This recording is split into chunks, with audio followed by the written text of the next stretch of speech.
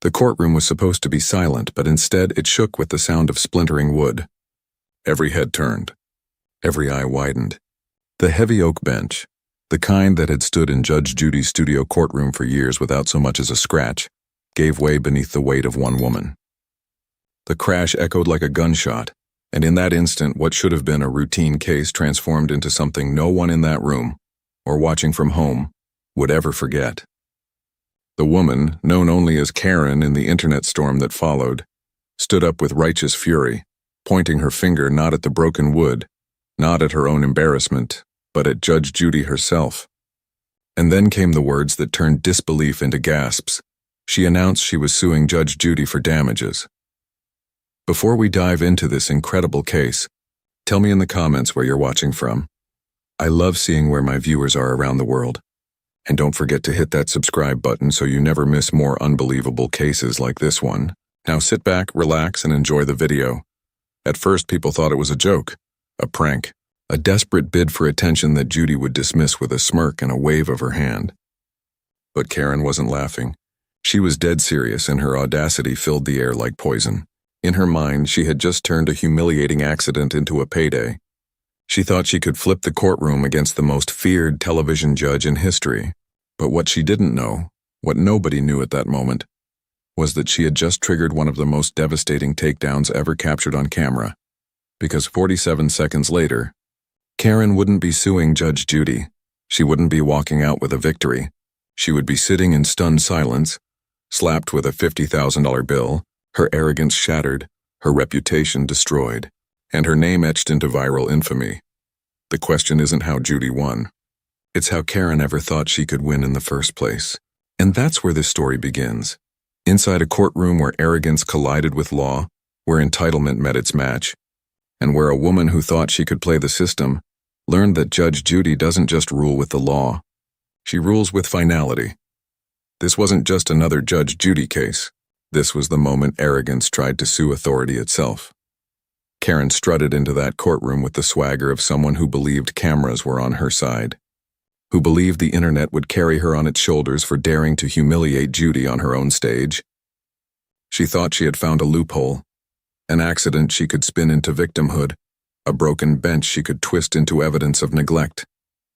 But Karen underestimated one crucial thing. Judge Judy thrives on people who try to play the victim when the truth is staring everyone in the face. And Judy, with her razor-sharp instincts and decades of courtroom dominance, smelled the weakness instantly. That's the hidden heartbeat of this story. Karen didn't just walk in unprepared. She walked in blind, thinking her entitlement was enough to win. She thought Judge Judy was just another TV personality, someone who lived for ratings and could be bullied by spectacle. But Judy isn't in the business of letting arrogance win. Judy is in the business of law. And in 47 seconds, she would prove it in a way no one could ever forget. Think about that number for a moment. 47 seconds. That's all it took to flip the entire courtroom upside down. That's all it took to turn Karen's smug confidence into collapse. That's all it took for Judy to expose the truth and slam down a financial punishment so severe that even the internet, often merciless in its ridicule, paused to gasp before exploding in applause. 47 seconds, that's less time than it takes to boil water, less time than it takes to send a text, less time than it takes to blink through disbelief. But before we get to that devastating finale, before we reveal exactly how Judy shredded Karen's case with surgical precision, you need to understand the stakes. Because this wasn't just about a broken bench. This wasn't just about a lawsuit. This was about something much bigger. Respect, authority, and what happens when you try to drag down someone who built a career on exposing lies. Judge Judy has faced hundreds, maybe thousands of liars, manipulators, and attention seekers. She's dismantled stories that crumbled under cross-examination, exposed schemes that collapsed under scrutiny, and left arrogant claimants leaving her courtroom with nothing but shame. But what Karen tried to do was on another level entirely. She wasn't just lying. She was challenging Judy's authority at its core. She was attempting to flip the script, turning Judy from judge to defendant, from authority to accused. And if Karen had succeeded, it would have been a stain on Judy's reputation that no amount of wins could erase. That's why the tension in the room was so thick. That's why the silence after Karen's declaration felt endless. Because for the first time in years, someone had stood up and tried to sue Judge Judy inside her own courtroom. It was arrogance dressed as bravery, ignorance masquerading as confidence. And for a moment, just a moment, some people wondered if Karen had found the one crack in Judy's armor. But Judy knew better. Judy always knows better. The brilliance of what followed wasn't just in Judy's words, it was in her timing. She let Karen talk. She let her spin the web. She let her build her own trap. And then when the moment was right, Judy snapped it shut.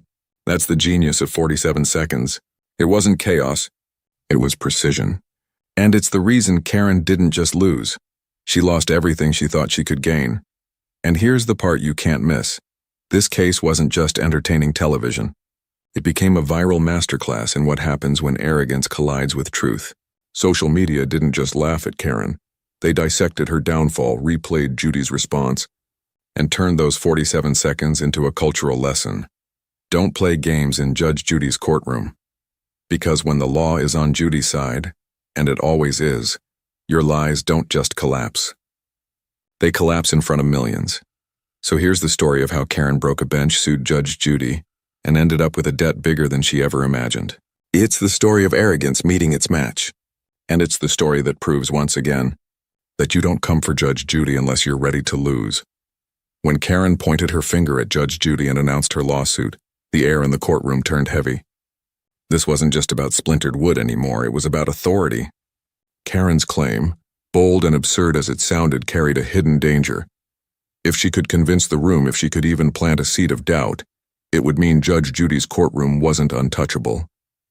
And that possibility sent a shiver through the audience. The stakes were enormous. For Karen, this was about flipping humiliation into victory. She thought she had discovered a weapon. Her public embarrassment could be twisted into evidence of Judy's negligence. She wanted money, attention, validation.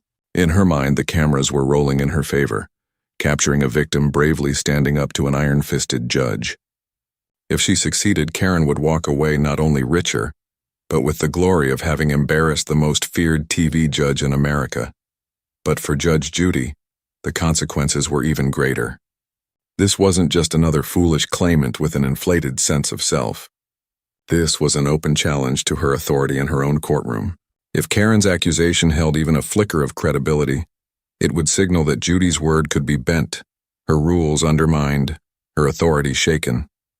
One victory for Karen could set a dangerous precedent, that anyone could come in, cause chaos, and then flip the blame on the judge herself. That's why this case wasn't just another amusing meltdown for television audiences. It was a showdown between arrogance and law, entitlement and authority. If Karen somehow won, it wouldn't just be Judy's reputation on the line. It would embolden others to try the same trick. Imagine a floodgate of claimants walking into her courtroom, armed not with evidence but with entitlement. The damage would be irreversible, and yet, if Judy won, and won decisively, it would reaffirm everything she had built her career on. That truth demolishes arrogance. That respect is earned in a courtroom through facts and logic, not through theatrics and volume.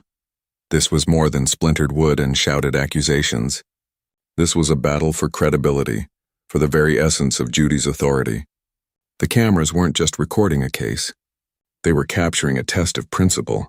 Could a self-proclaimed victim rewrite the rules? Or would Judy, as always, show the world that arrogance collapses in the face of truth?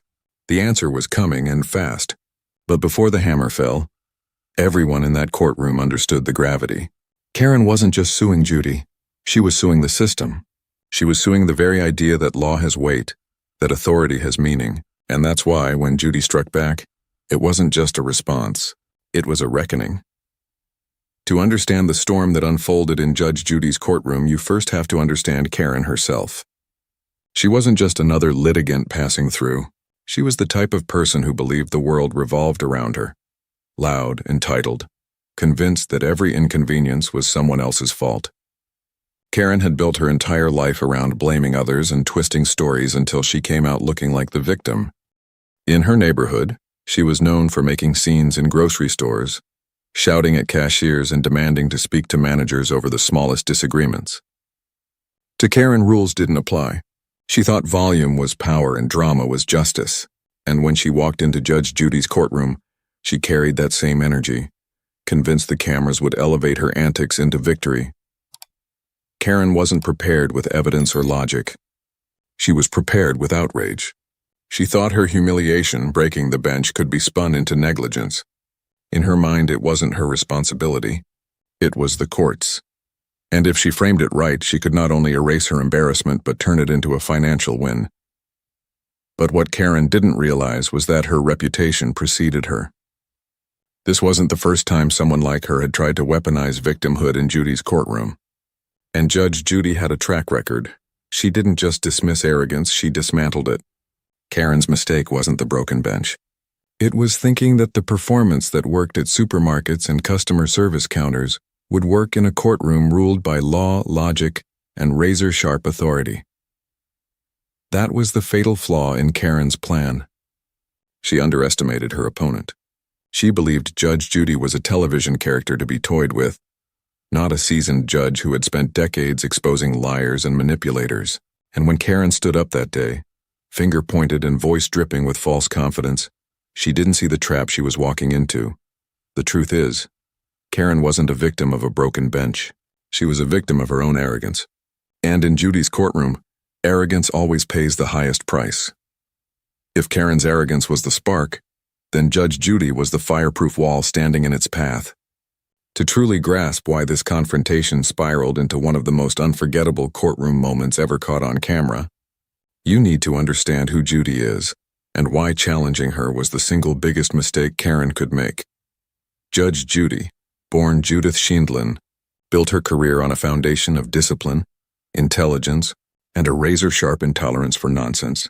Before she was ever a household name, she was a family court judge in New York City, handling some of the toughest cases imaginable, cases that involved broken families, reckless parents, and people who tried to twist the truth to get what they wanted. Day after day, she saw manipulation, excuses, and arrogance in its rawest form. And day after day, she cut through it with the same relentless precision that would one day make her a global icon. By the time television brought her into millions of living rooms, Judy had already developed the instincts of a hunter. She could hear a lie in the tone of a voice, see deception in the flicker of an eye, and spot arrogance in the curl of a lip. Her courtroom wasn't just a stage, it was a battlefield, and she was the commander who had never lost control. That's what Karen didn't realize. Judge Judy wasn't like the managers she screamed at in stores or the neighbors she bullied into silence. Judy wasn't going to back down, soften, or negotiate. She had decades of experience dismantling arrogance, and she had the law on her side. What made her dangerous wasn't just her authority, it was her speed. Judy didn't need hours to expose a lie. She needed seconds. That's why those 47 seconds mattered so much. In less than a minute, she could turn a claimant's confidence into collapse. Judy's style has always been a blend of sharp wit and brutal truth.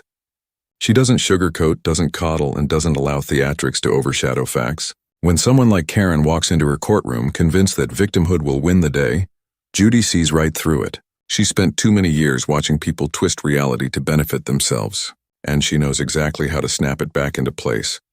More than her skill, though, Judy represents something bigger, authority that cannot be mocked into silence. Millions of viewers admire her not just because she's entertaining, but because she enforces a standard of accountability that feels rare in a world of excuses. When Judge Judy speaks, people listen, because they know she doesn't waste words. And when she makes a ruling, it carries a finality that arrogance cannot touch. This is the woman Karen decided to sue. This is the woman Karen thought she could embarrass. Judy didn't just sit at the bench as a judge. She sat there as decades of earned authority, as a reputation forged in the heat of relentless battles with arrogance and deceit. And the moment Karen pointed her finger and made her claim, Judy didn't flinch. She waited. She measured. And she prepared to strike in the way only she can. Calm, devastating, and impossible to recover from. Karen thought she was facing a TV personality. What she was really facing was a lifetime of experience sharpened into 47 seconds of pure destruction. That's the heart of this clash. Karen's arrogance versus Judy's authority. And when arrogance meets authority in Judge Judy's courtroom, the outcome is never in doubt. It's only a matter of how quickly the hammer falls. The moment the broken bench was cleared and Karen's lawsuit claim officially hit the air, the atmosphere shifted. You could feel the weight of her arrogance pressing down on the courtroom. Karen stood tall, chest out, voice dripping with false confidence. She pointed at the shattered wood as if it were Exhibit A in some grand injustice. Her words rang with the certainty of someone who had told herself the same lie enough times to believe it. "This is your fault, Judge Judy. You put me in danger. And I will be compensated." Gasps rippled through the audience. Even the bailiff raised his eyebrows in disbelief. Karen wasn't just challenging Judy. She was insulting her intelligence, her authority, her very control of the courtroom. But Judge Judy didn't raise her voice. She didn't snap back. She simply leaned forward, eyes narrowed, and let Karen keep talking. That was Judy's genius, silence as a weapon.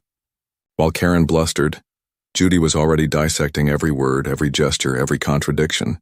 Karen thought she was building momentum, but all she was really doing was weaving the rope Judy would use to hang her claim in full view of the world. "Negligence," Karen repeated, over and over, like a chant. She waved her arms, trying to paint herself as a victim of unsafe conditions, as though the bench itself were a trap laid by the court. Her voice grew louder, her words more dramatic.